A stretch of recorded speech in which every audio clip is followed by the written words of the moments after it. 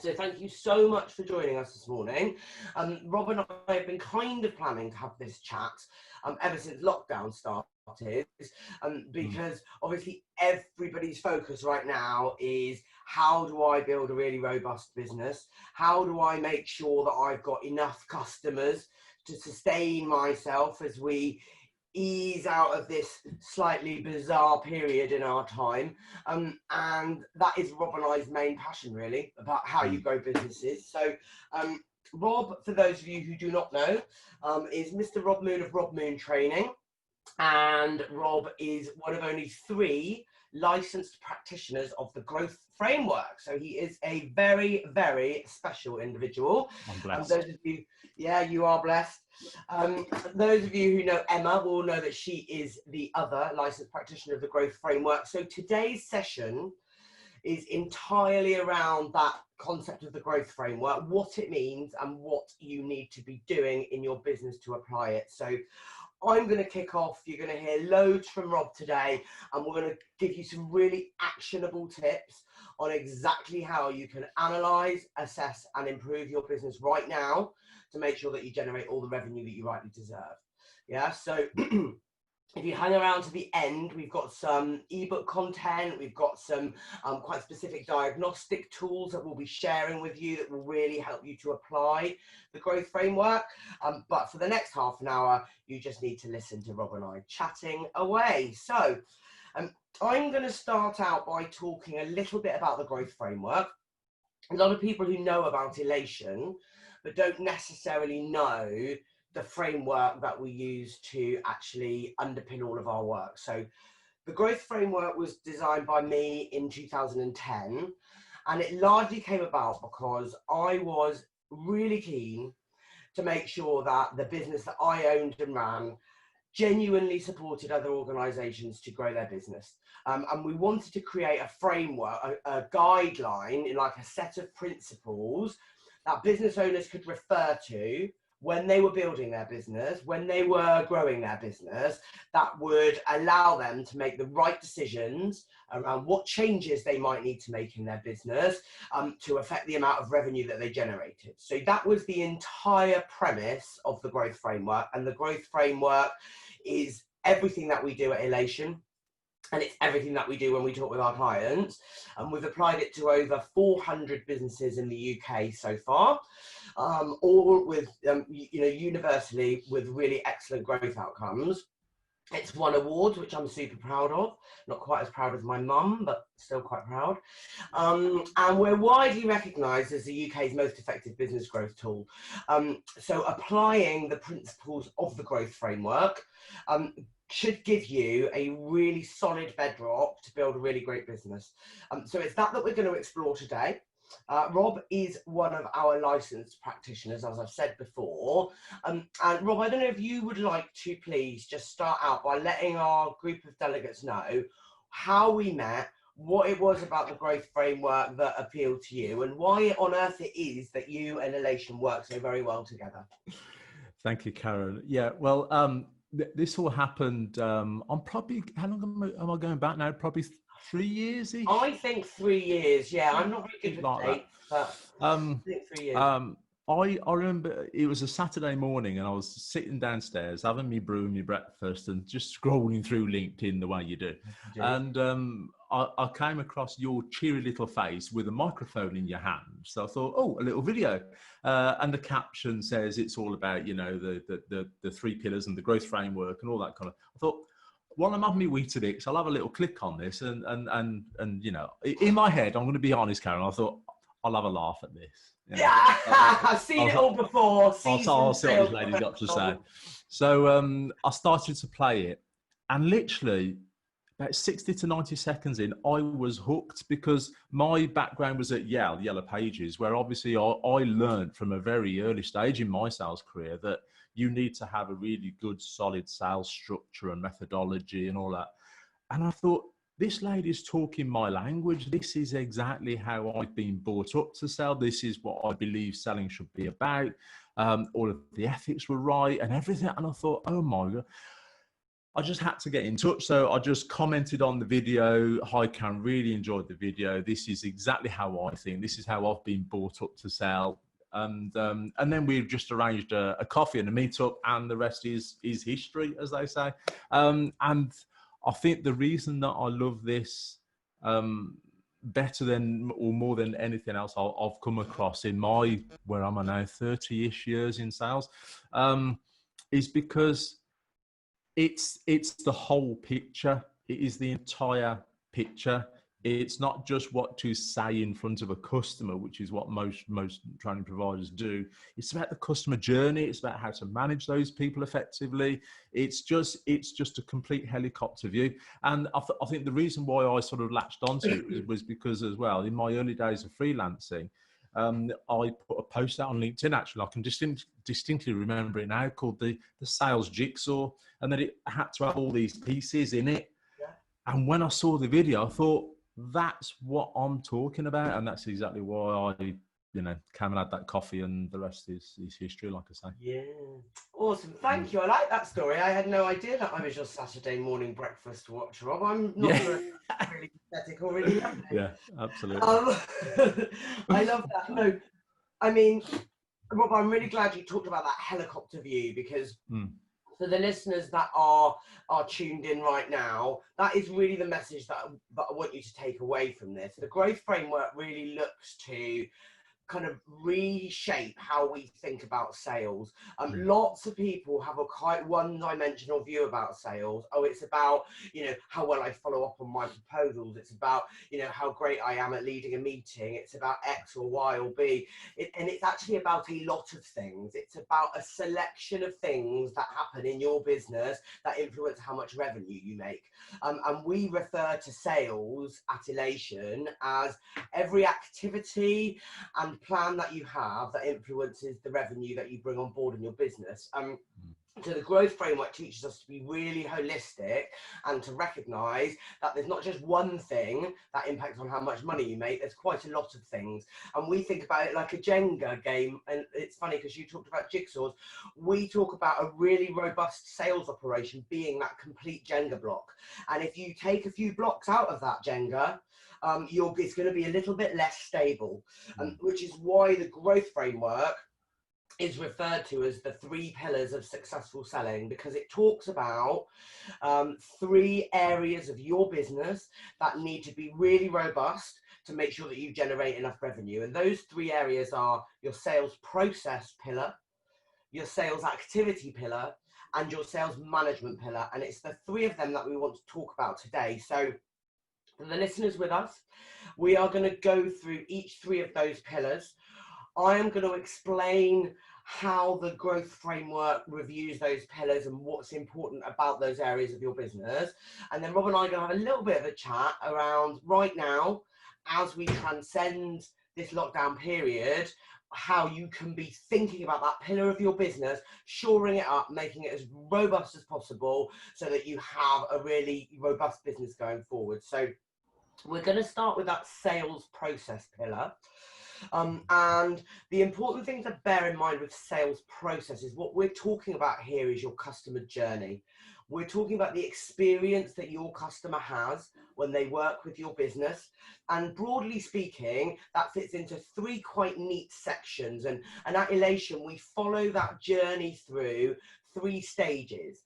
And we ask you to be really critical as a business person or a salesperson or a business owner, to be really critical about how your business is managing those 3 stages, and to be constantly evaluating what you can do to be better and stronger in those areas. So that customer journey is marked by looking first of all at lead generation and saying, what activities and practices do I have in my business to bring leads into my business, to generate awareness, to generate interest, and to actually bring prospective customers to me, and to create that big pool of people that I might be able to work with. Yeah. Then we say, okay, that's that first stage of that customer journey. Then what experience do our customers have at that lead nurture phase? And that's once you've got your inquiry into the business, what are you doing to make sure that inquiry converts? what are the steps by which your customer will go through at that proposal phase to make sure that their needs are met and that they make a decision to buy with you. And we break down that sector and we really analyze it, and we say, how effective is that in bringing all of the opportunities that we have through to paid revenue, which is what we want from all of them. And then the final stage of the customer journey that we consider is the account management phase. And everything that happens after you've won that first piece of business sits in this account management phase. So it's about, how do you onboard customers? How do you welcome them to your business? How do you then work with them on an ongoing basis to make sure their satisfaction levels are high, to make sure that they are well engaged with your business, to make sure that you're able to introduce new products and services and maintain their business. So that thinking about that customer journey and those 3 stages, and what strengths you have in each of those 3 stages, is the be all and end all for a really, really good sales process. And it's something that I think every business should start with, really, in terms of what they're thinking about driving revenue. But Rob, nowadays, as everybody is starting to think slightly differently about business, we've all been quite challenged in the last few months, and we've probably got a lot of questions about, what should we do next? How should we do it? What's the most important? What do you think about that sales process pillar, and what that means to businesses right now, and what's important? To be fair, Ken, I think the one word that keeps smacking me in the face because of what's been going on recently is empathy. Yeah. And in so much that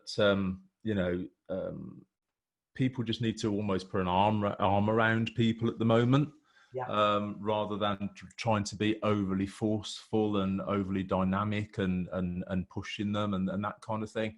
There was a really interesting post I saw actually about a month into lockdown, I think, and there was this lady who was talking about 2 different companies who had one had treated her really well and really looked after her, gone the extra mile, given her more time to pay stuff and there was another company bombarding her for business and everything, and she said, I'm gonna devise a naughty list and a nice list, and after all this is finished, I'm only going to deal with the companies on the nice list. And that really sort of resonated with me, in so much that people have got, or businesses, organizations have got this customer journey in place. And whenever something like this happens that we've all gone through in recent months, they're not flexible enough to move away from that and do something different and take a human approach and really look after people, really. Yeah, I think that so resonates, Rob. I mean, the thing that I always talk about is, what is your customer experience? Like, do you have control, excuse me, do you have control over the experience that your customer has when they deal with you? And I think that the 2 things that have happened in terms of that customer process and that customer journey, people have either gone, I've got a customer process, I'm going to follow it, so I will send the LinkedIn message that I sent last month, and I will make the phone call that I made last month, which are now off message and totally inappropriate and not reflective of my market. Or I'll do nothing. I'll do nothing because I don't want to. My head in the sand. Because I'm frightened. So have you seen, if we talk about customer journey and like the strategies that people might be putting in place around sales process, what have you seen that people have been doing well? Have you seen businesses who? I have. You mentioned the phrase there, customer experience, and for me, customer experience is made up of your customer's expectations, minus your execution. Nice. So every time one of your customers approaches your business, to make an inquiry or find out some information, because of your marketing or who they've spoken to before, they've got a set of expectations in their head about you. So your execution has got to meet those expectations or exceed them for them to have a great experience. That makes sense. And I think because of what's been happening, expectations are different. Yes. So therefore, my execution has to be different. Yeah. It Yeah. has to mirror that differing expectation that customers have now about my business. You know, hopefully in a year's time, those expectations will either go back to what they used to be or be different, but in a better way. But for now, those expectations are that I'm going to get really looked after and nurtured well. And I have seen organizations reaching out to their customers, literally to put a metaphorical arm around their customer for now and just say, we're here for you. Don't worry if you can't pay that now. It's okay. We'll look after you. We'll do this. We'll do that. There's ways around it. We'll think about outside the box. We'll collaborate together. We'll think of another way. And you know, just to give people peace of mind for now. Yeah. And I've seen companies do that really, really well. I've also seen companies do it badly, by the way. Yeah, well, every one of those companies who are sending me LinkedIn messages that very clearly were written 2 or 3 months ago and have no reflection of the current market are in that camp, aren't they? I mean, you know, one of the things that we've encouraged all of our customers to do, and this should happen anyway, outside of a pandemic or within it, is, you know, to have really good quality conversations with their client base and understand what it is that they need. You know, the very first thing that we did here at Elation in the week that we went into lockdown was we all stopped doing absolutely everything and just rang every single customer and every single person who had a proposal and said to them, "Are you okay? Yeah, Are exactly. you okay? What impact is this having on you? What decisions have you had to make?" We openly recognise that the piece of work that we were working on before probably isn't valid right now. We openly recognise that all the needs that you had 2 weeks ago will be very different now. Let's understand what they are and let's consider, you know, how this has changed for you. And we totally rewrote our client processes, you know, and we now do a free blog every week, a free video every week. We do a fortnightly client call. There's clients that were paying us £6,000 a month who are now paying us nothing, but they are still getting very regular contact with us. They are still part of a very clear contact process, and they ring me on my mobile to say, "Karen, I've got a bit of problem, can we chat it through?"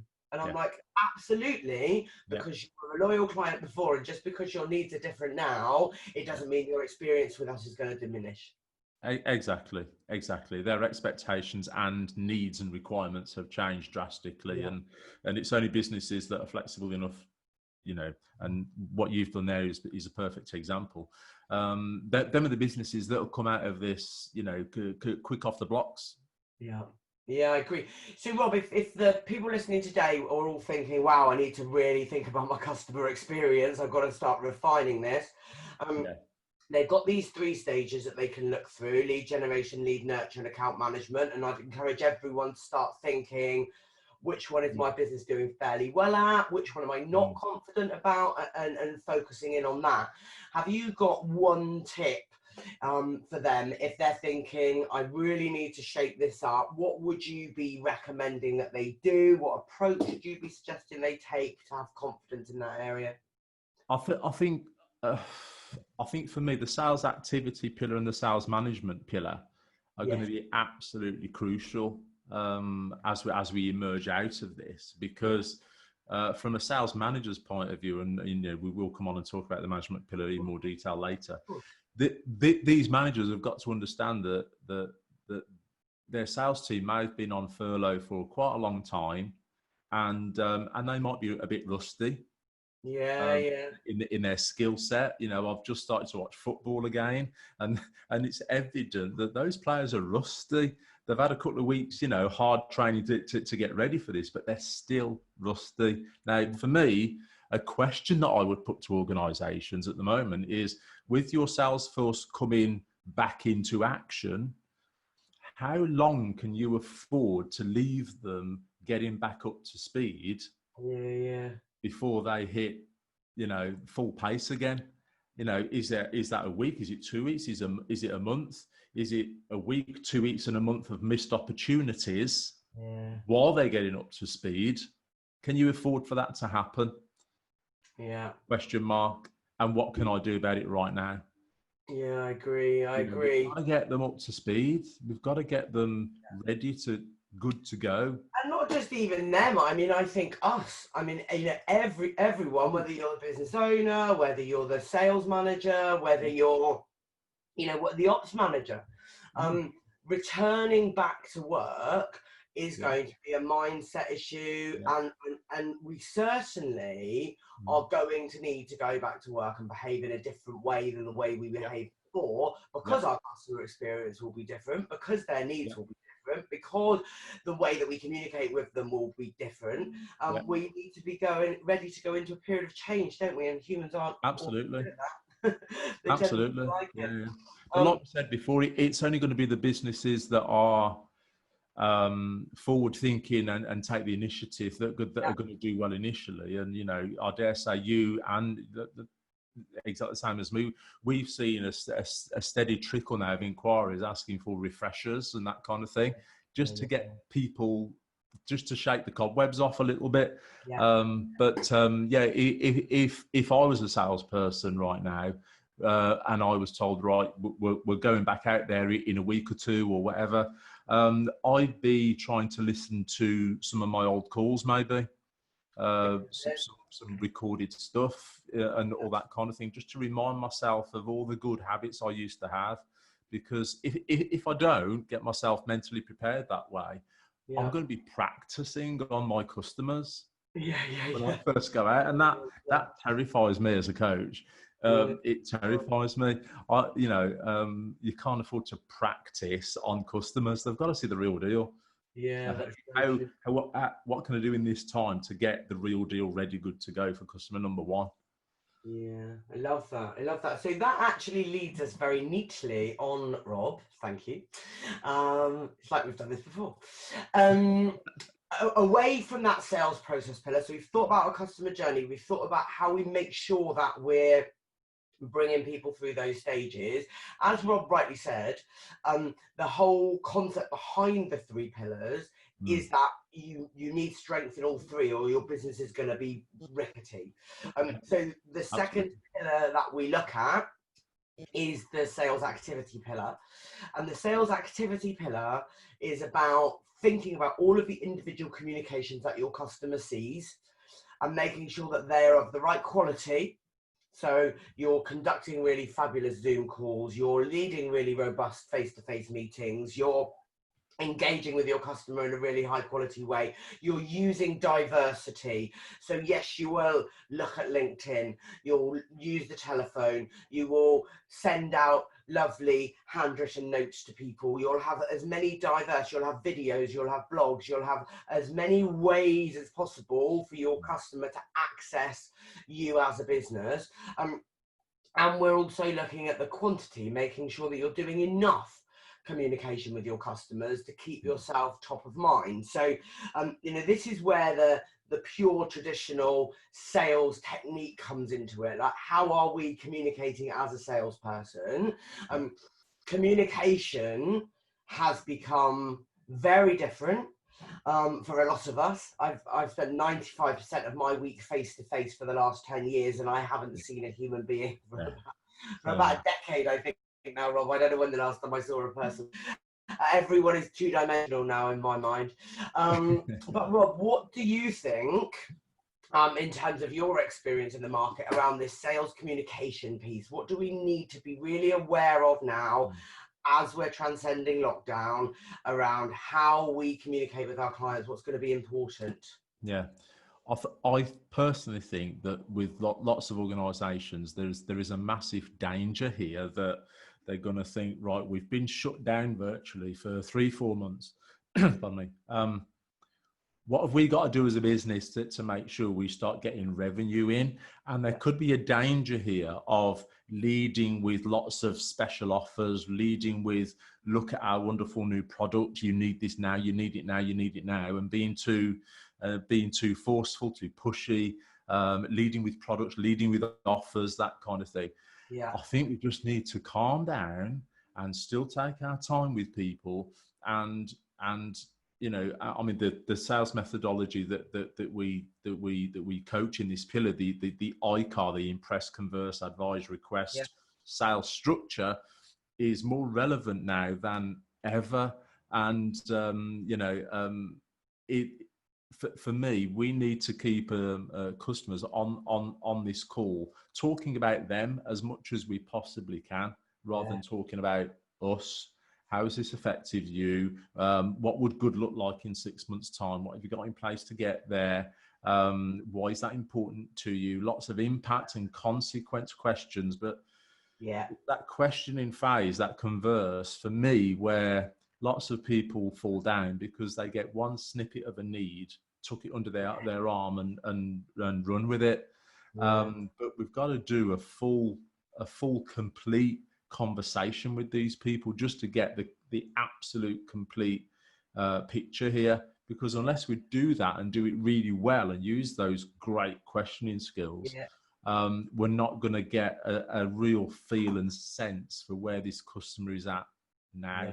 Because like I say, another danger for me is going back out to our customers, assuming they're exactly where they were when we left them. And they're not. I agree. I think, what I heard you say there is a thing that we talk about in every sales training room the world over, and you and I certainly talk about, is everyone who is presenting to their clients, and please remember, whether you're a web developer or an architect, it doesn't really matter. When you're in front of your client in a sales environment, you are a salesman in that, a woman, salesperson. As a feminist, I should probably say person. Sales somebody. In that moment, you're a salesperson, and when you're wearing your salesperson's hat, everybody universally runs the risk of being too assumptive, of assuming that they know what their customer wants, shortcutting that investigation stage, not asking enough questions, not getting an in-depth enough understanding of the customer that they're with, and presenting products and solutions way too soon. And now that assumptive selling, it's always been a danger. It's always been most people's primary reason for not winning business. But I think that is becoming more and more and more the case. People are more discerning with how they spend their money now. People's businesses will have been impacted in new and very different ways. We cannot assume that one furniture manufacturer and another furniture manufacturer has had the same experience throughout this pandemic. They could be vastly different.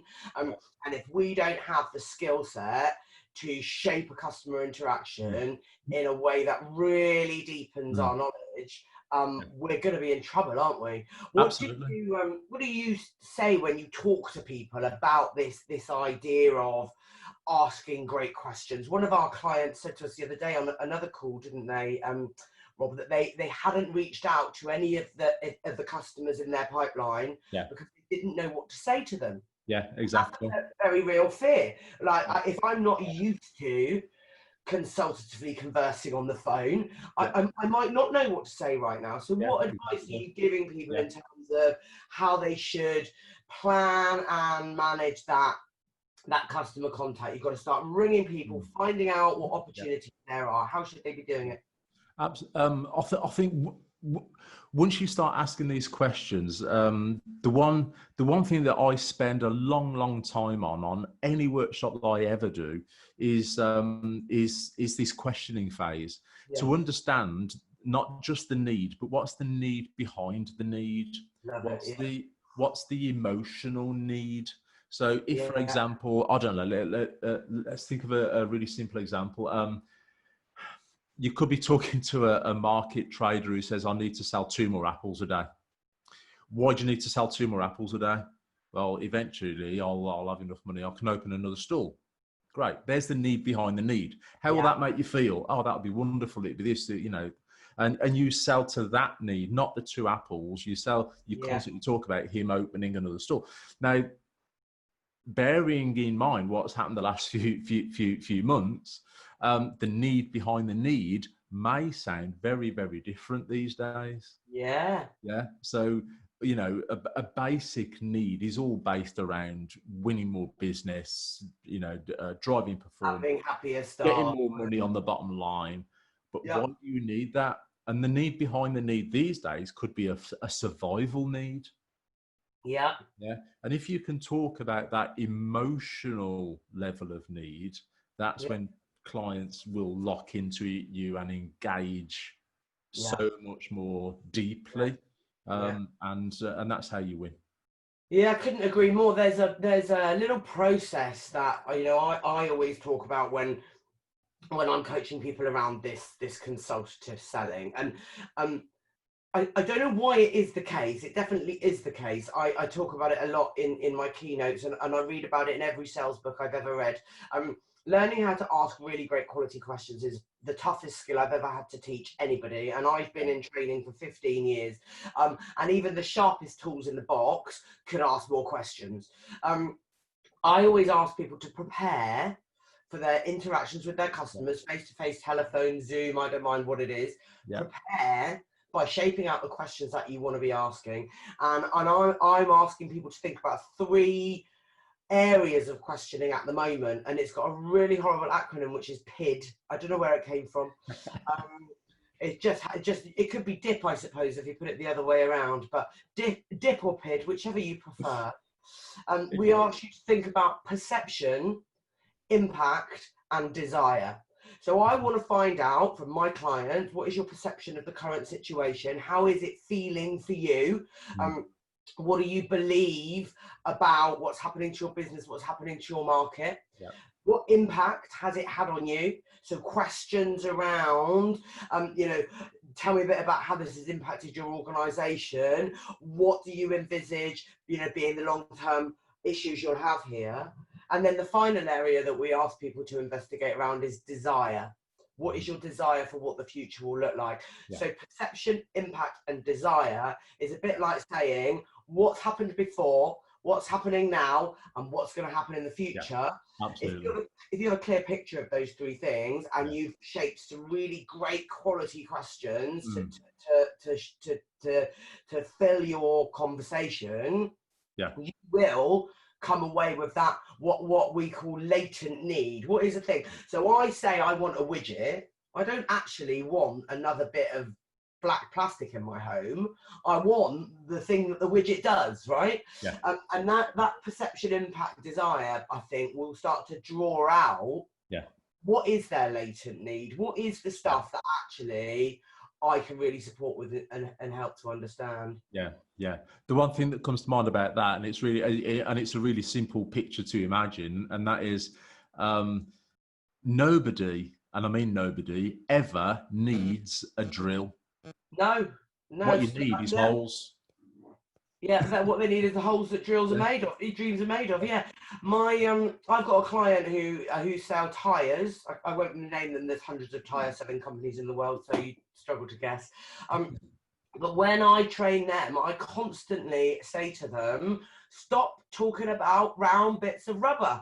Like, none of these people that they're selling tires to are enthusiastic about round bits of rubber.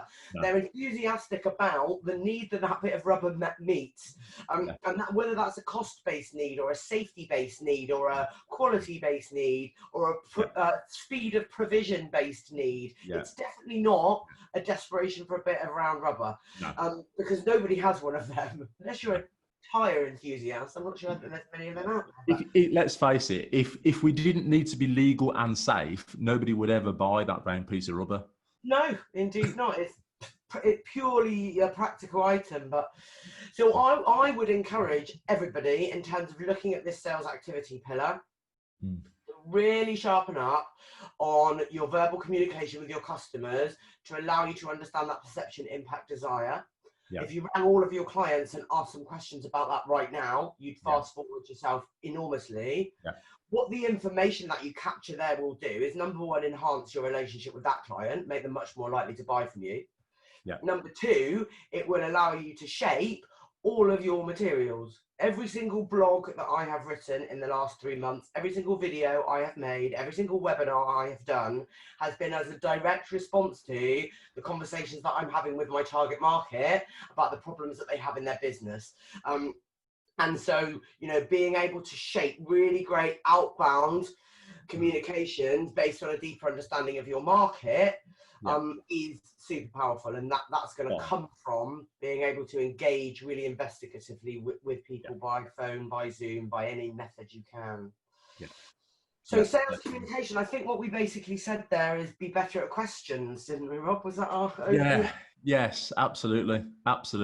In a nutshell, it's the sales skill that I'm probably most passionate about, because I just see it not done well enough. People think that just because I'm asking an open question that begins with what, when, why, how, or which, that makes me good at questions. It doesn't.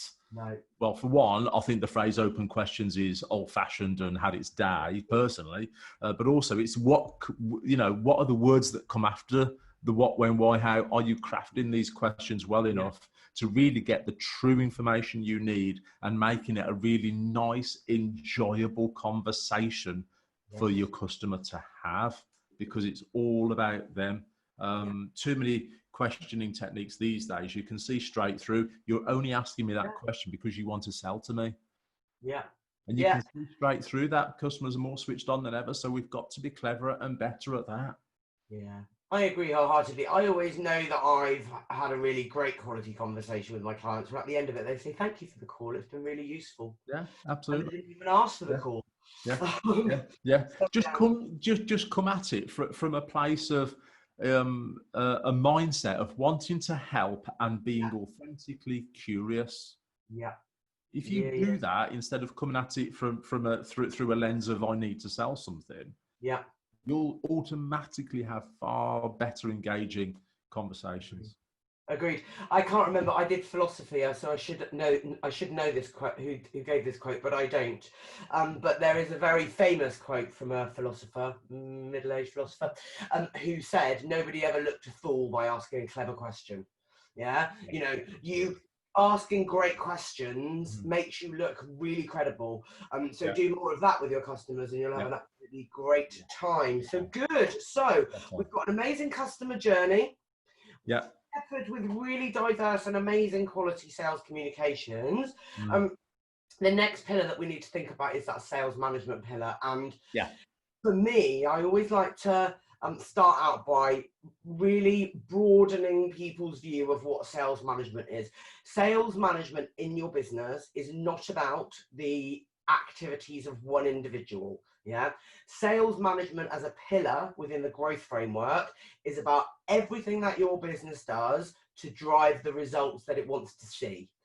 So that's about much more than one guy motivating that guy over there. And in that sales management pillar, we talk about things like structure. So how is your team set up? Who is in that team? And that includes your outsourced providers, any freelancers you work with. So is everybody in the right fit, right role? Are they all performing on their role? We talk about communication. How do you share information within your business and make sure that everyone knows your customer journey and is delivering on your customer journey and it's all very joined up? We talk about training and development within this pillar and how we make sure that everyone has the skills in place to do the work they're meant to do. We talk a lot about culture, about how we create an environment that allows motivation, how we create an environment where customers, suppliers, employees alike all have a really great experience working around here. And businesses that have a really united culture just do better. And then we do, of course, talk about performance management, and we do, of course, talk about how we measure and track the sales results in the business. The sales management pillar is very broad, and I think very, very important for business owners specifically to be thinking about, because it really is about how you shape your business to be a customer-centric business, and what you need to look at as you're growing and building to make sure that everyone who's in your organization is totally focused on how to bring more customers into it. So, you know, Rob, what are your thoughts about right now, which parts of the sales management pillar are going to best serve people to build businesses that will flourish in our new normal, which I absolutely hate, by the way. That's why I think if I was part of a sales management community at the moment within any size of organisation, I'd be thinking that what has happened in the last few months could change three things. It could change the culture of our organisation, because more people are working at home and all of that kind of thing, and having less communication, all that. So the culture has changed. People's mindset will be different, and their skill level will be different. So if I'm a sales manager, these are the three areas that I work with the most as a management community. We have to create a good culture. We have to help people have a positive mindset, and we constantly need to be nudging the skill. If you get those three things right as a sales management community, you'll have a happy, performing, well-oiled sales machine, really. You know, and if I'm a salesperson on the receiving end of that type of management, then I'm thinking two things. I love my job. Why would I ever want to leave here? The culture's great. I've got a good mindset. I don't mind getting my backside out of bed every morning to go to work. And I receive really good coaching that's constantly nudging my skills, so I feel as though I'm getting better and better at what I do. So I think as a sales management community, get those three things in order, and they will look slightly different now because of what's happened. Of course, No, I think you're absolutely correct. I think one of the things that I've been very aware of when I've been reviewing the growth framework and looking at it and thinking, actually, where does the growth framework add value, and which is the growth framework still relevant? And I'm glad to say I think I've decided it is. More so than ever, in my eyes, to be fair. More so than ever. The sales management pillar, I think, is the one that's been put under the most pressure. And I think for two reasons. I think number one, because of the people issue around it. Home working and furloughing has an opportunity to create a massively negative impact on a business. And I know that I've got friends who are furloughed, who are having a wonderful time, who are engaged with their business, who are dialing in regularly, who are feeling supported, who are getting the 20% top up, who are getting, you know, all sorts of lovely things happening in their lives. And they are going to go back to work feeling like they've been well looked after. And I've got some other friends who are furloughed who feel like they've been put out to pasture and are absolutely terrified about what opportunity there might be for them in the business in the future. And people who are scared that furlough has been the short track to redundancy, and we recognise there will be redundancies, and many businesses will help that. But so there is such a thing as doing a good job or a bad job of managing this distributed workforce and the furlough situation. So I think being so mindful about what your return to work strategy is, being so mindful about what your employee engagement strategy is key. The other area where I think there's been a lot of pressure, or will be a lot of pressure on the sales management pillar, is around metrics. And I know most salespeople hate metrics, and most business people don't measure them. The reality is that if your business is going to become a bit leaner, if you need to reduce costs, you've got fewer people, if you have got a shrunken target market, if for many reasons opportunities are more scarce, you need to convert them at a better rate. You need to know these are the amount of leads I'm getting in, this is how many I'm converting, this is how much money I'm making from them. That whole how we track and measure what the business is achieving from a sales perspective is now ever more crucial, because we need to make sure that we're maximizing every opportunity. And if we don't track, around sales management, I'm always asking a business, how many leads did you get in last month? How many of them did you convert? How many meetings did you go on? How many of them turned into proposals? How many proposals did you win? How much money did you make? How many clients did it take you to make that? Businesses who can't answer those questions have got a weakness in that sales management pillar. Yeah, absolutely. Yeah. And it's not going to serve them well going forward, is it? No, definitely not. I was actually speaking with a client yesterday, actually, and we talked about how we can actually try and shorten the sales cycle. Love it. Yeah. Because they had lots of activity in there that actually they didn't need to have, and that lengthened the sales cycle. You know, it increased the amount of time from engaging with the customer initially to them saying yes, we'll go ahead. And if we can contract that, then all of a sudden your conversion rates go up, and the bottom line is impacted quicker, and all that kind of thing. Yeah. And it was just silly things that a lot of it was in that middle pillar, the sales activity pillar, purely because they weren't just asking for the business, you know. And I know things have been tough and very, very strange and very, very different, but there will be clients out there that you can sell to now. Yeah.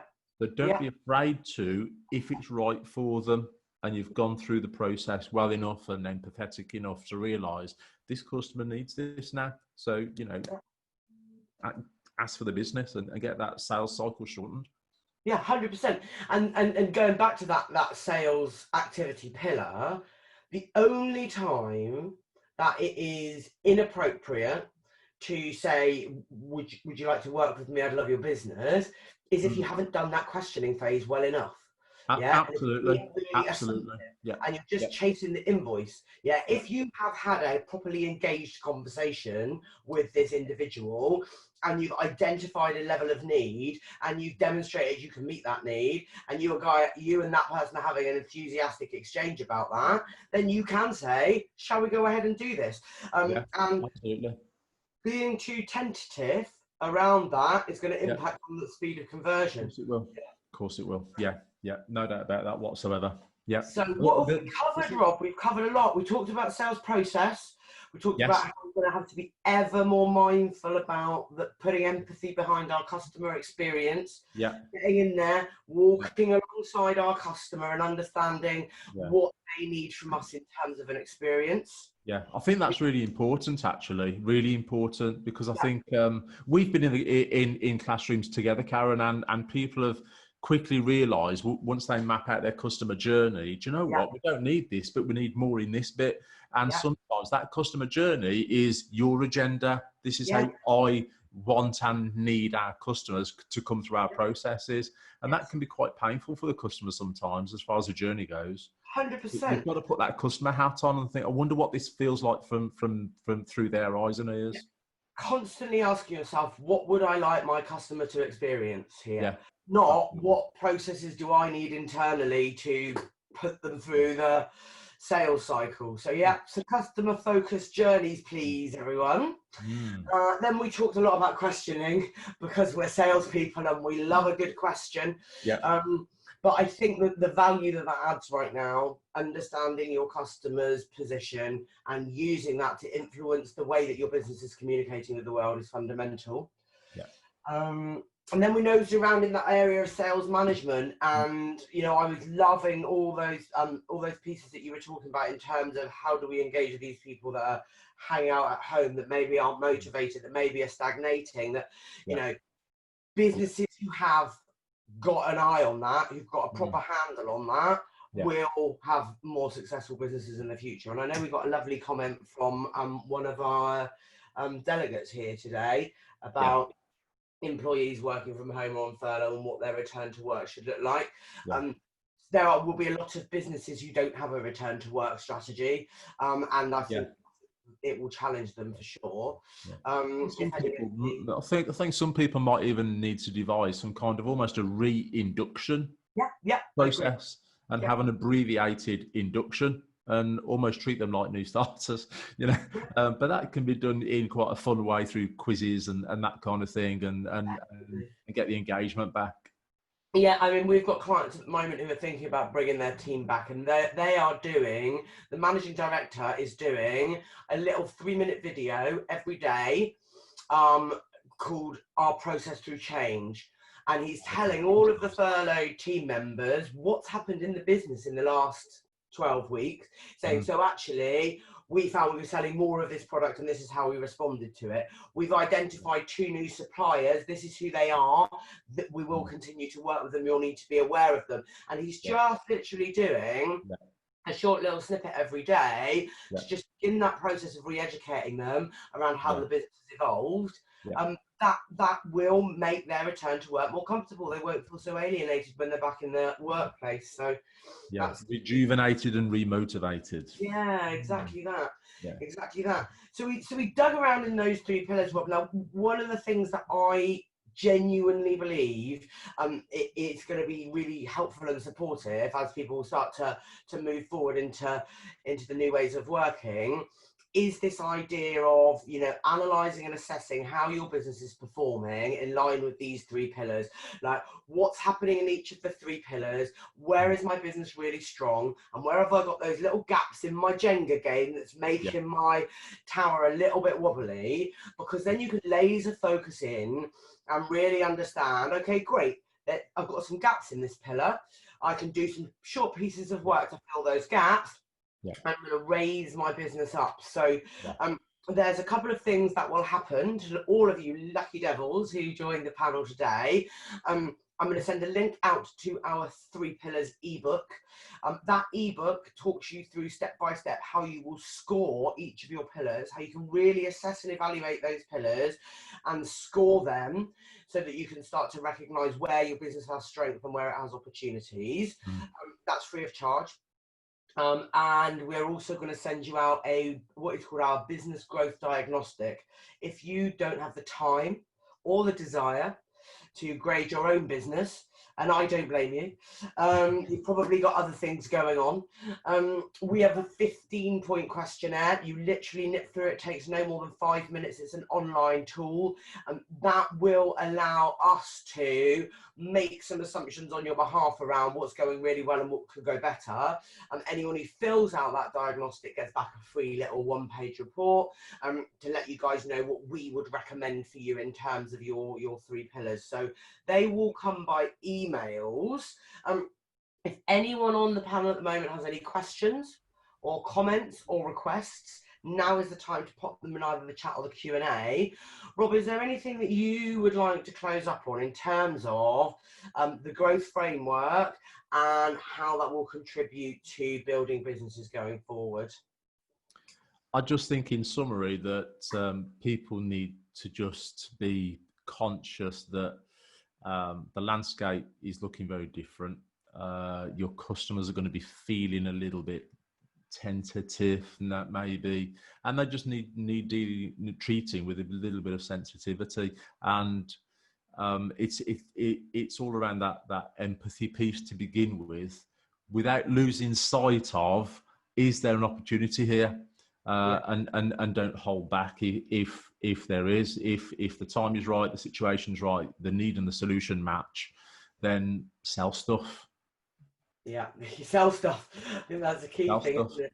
Yeah, Rob, thank you for that. I love that Rob literally finished on what should have been the hashtag for this webinar, sell stuff, hashtag.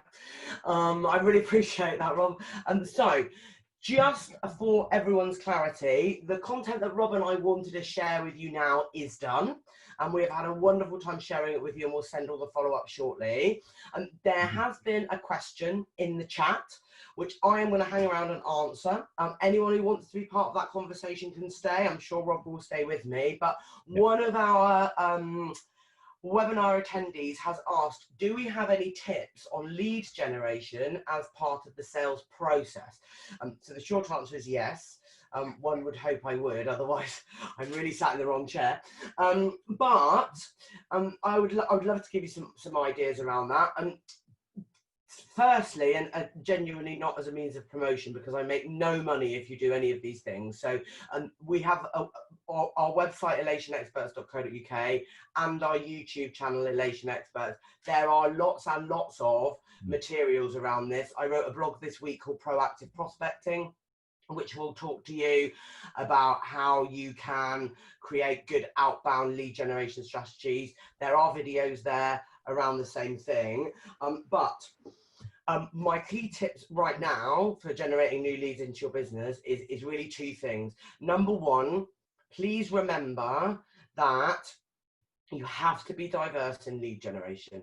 Yeah, you cannot just send a load of emails and hope you win a client, send a load of leaflets and hope you win a client. You need to do a combination of things that repeat and reinforce your message. So I would attend an online networking event. After that, I would connect with those people on LinkedIn. A week later, I would send them a blog. Then I would have a look at their content on LinkedIn and I would comment on that and I would engage with that. You know, we're in the process at the moment of writing some handwritten letters to some people that we have met recently in different online events. We're going to handwrite letters to them. I make prospecting videos. So I might do a little 3-minute video of me talking about a particular problem that I'm able to solve, and I will send that to my client by email or by LinkedIn messaging. It's really diverse is the key thing. The second thing I would say right now to be really mindful of is, remember, lead generation is not selling. Lead generation is about generating awareness and interest in your business. So if you're opening a relationship with a customer by going, hi, I sell eggs, do you want some eggs? You are going to have problems, yeah? What we need to be doing is opening relationships with people, reaching out to them, saying we'd like to be in their network, saying we'd like to learn more about their business, add value. You know, lead generation is about educating and adding value. It's about making people think, I would like to work with this bunch. So don't be selling. Take the selling completely out of lead generation. And I definitely did this whole idea around being diverse, being consistent, not selling too soon, is all in those blogs. So I would take a look at that. Rob, anything else right now around lead generation? I think the only thing I'd add to that perfect list, really, Karen, is don't be afraid to pick the phone up. I think back in the good old days, it used to be called cold calling, but now it's relationship building and that kind of thing. And just because you're picking the phone up to speak to a potential client that as yet doesn't spend any money with you, there are ways and means of having a really engaging, opening conversation that doesn't involve selling.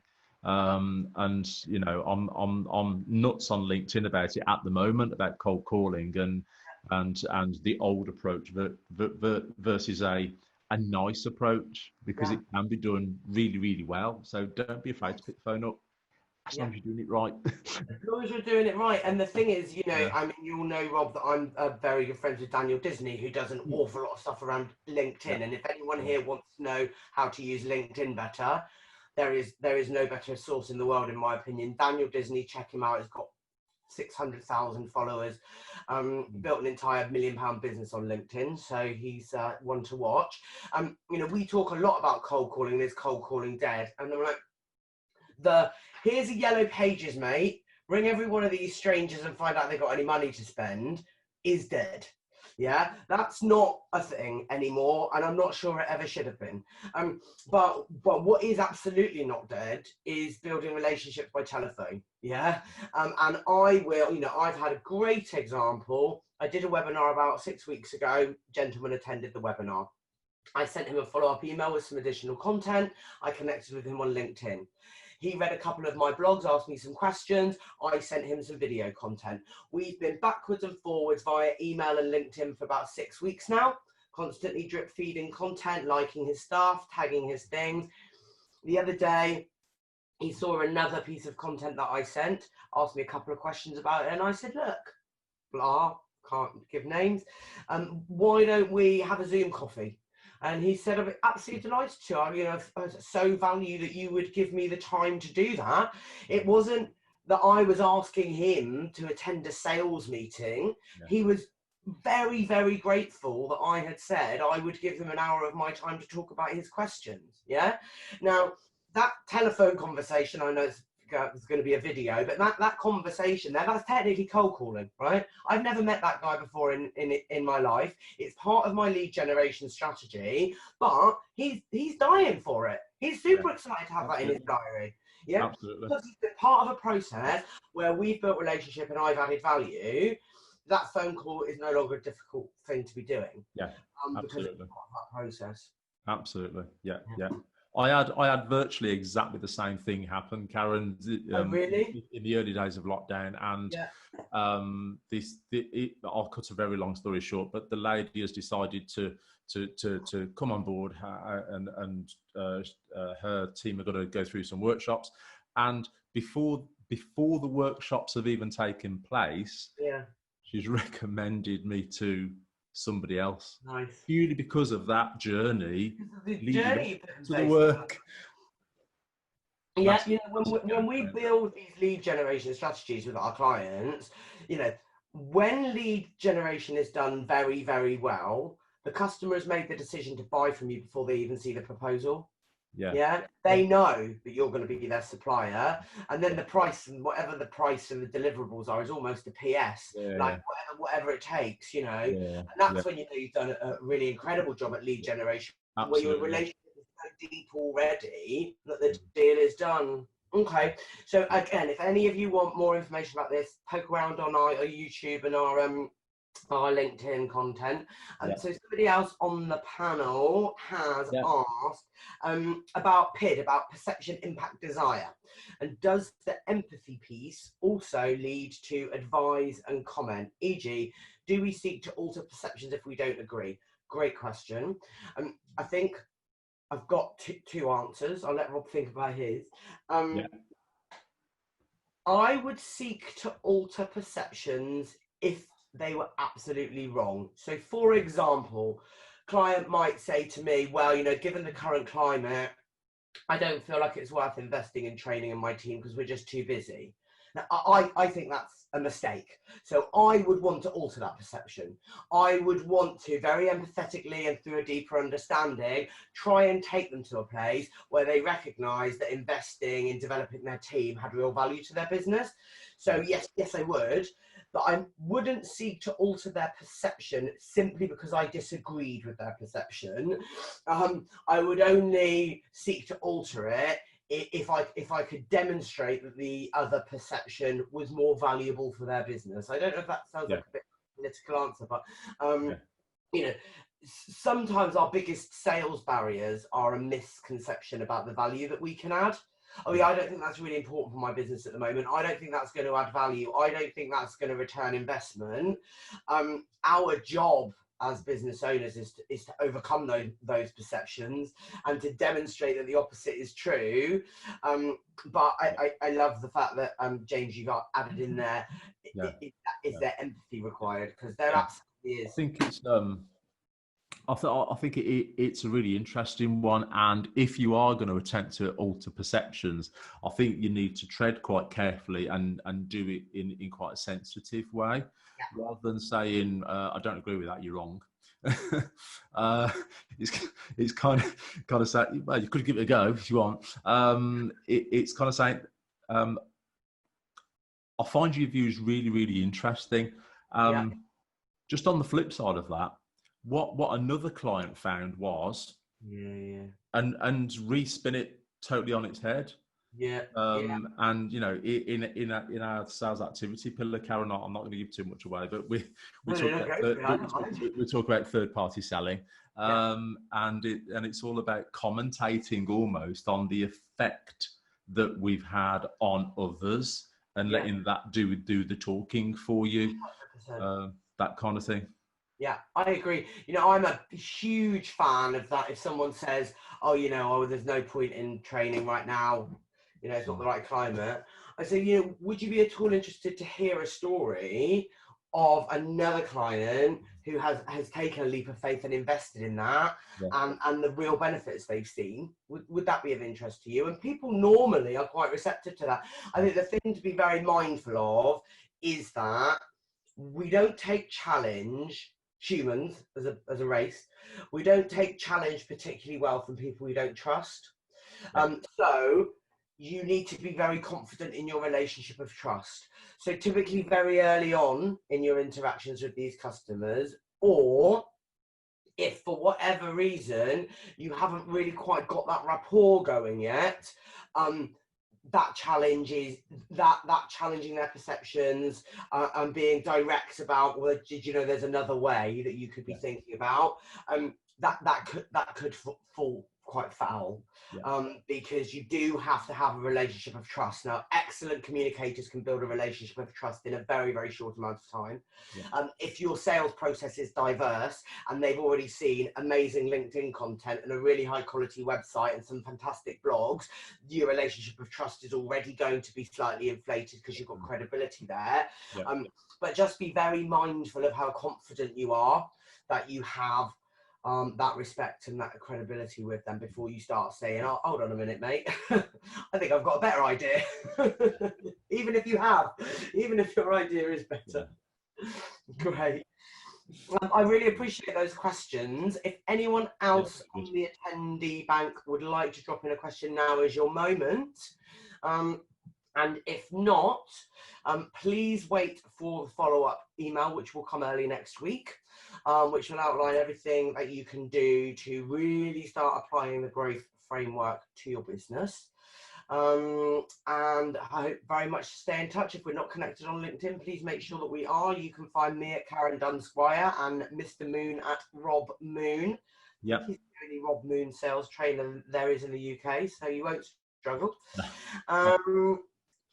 And I think that's it. No more questions from you guys. Really grateful for your participation. Great comments, great questions. Great to have you all here.